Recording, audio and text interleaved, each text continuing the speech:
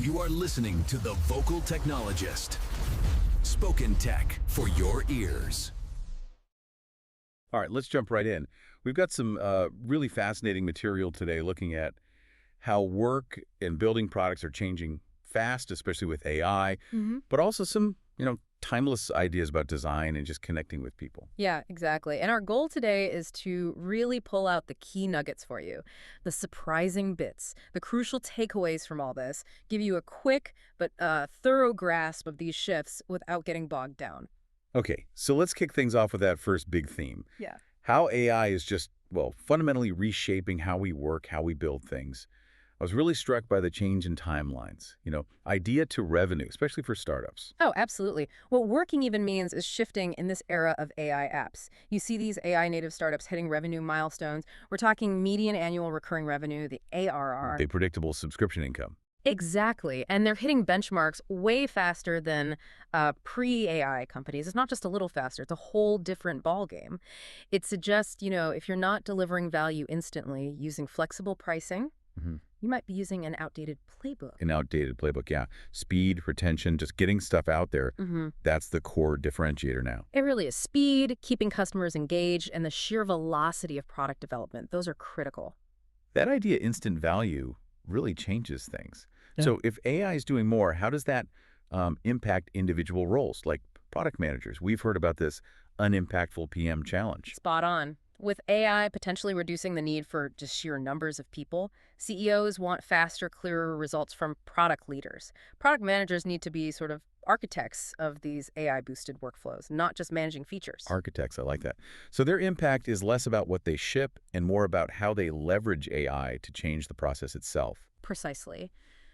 To really make a difference, they need genuine control over, say, the product vision or the R&D resources or maybe key business metrics, the KPIs. Okay, that makes a lot of sense. So it's not just tacking on AI, it's really rethinking the whole setup. Is there a framework to help teams navigate that, the organizational side? Yes, definitely.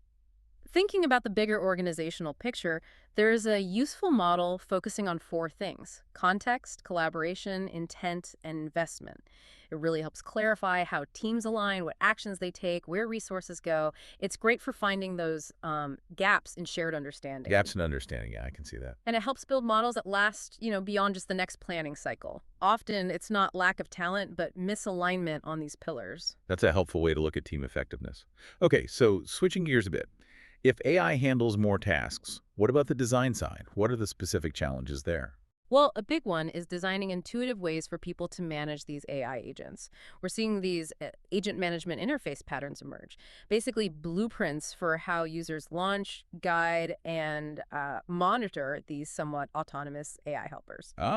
So making the AI usable, understandable. And what about building the agents themselves?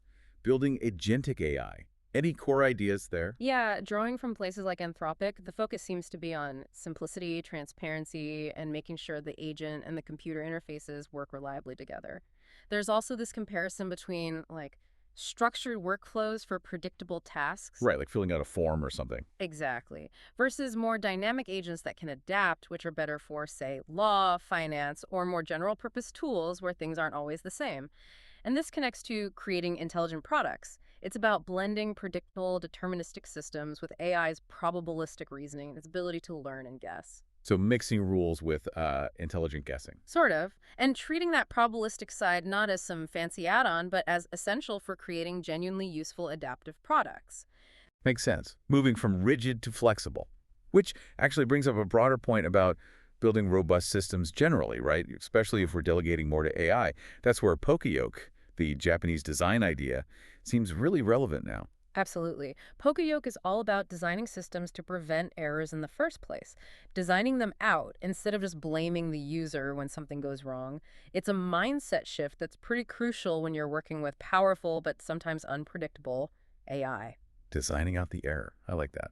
And kind of related to the human side of things, the idea of say it out loud. Yes. Such a simple but powerful reminder. Just, voicing appreciation, unspoken admiration can feel a bit surface level.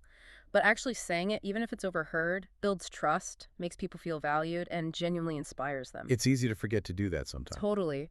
And interestingly, even something like the anxiety people might feel in product roles right now with all this change, that anxiety, if you channel it right, can actually be a pretty powerful motivator. Wow, okay.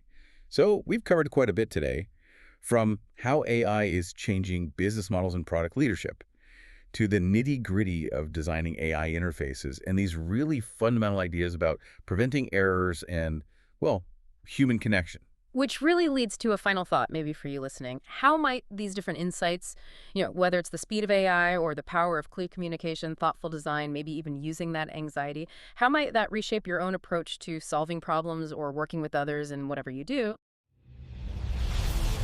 You've been listening to The Vocal Technologist. Tune in next time.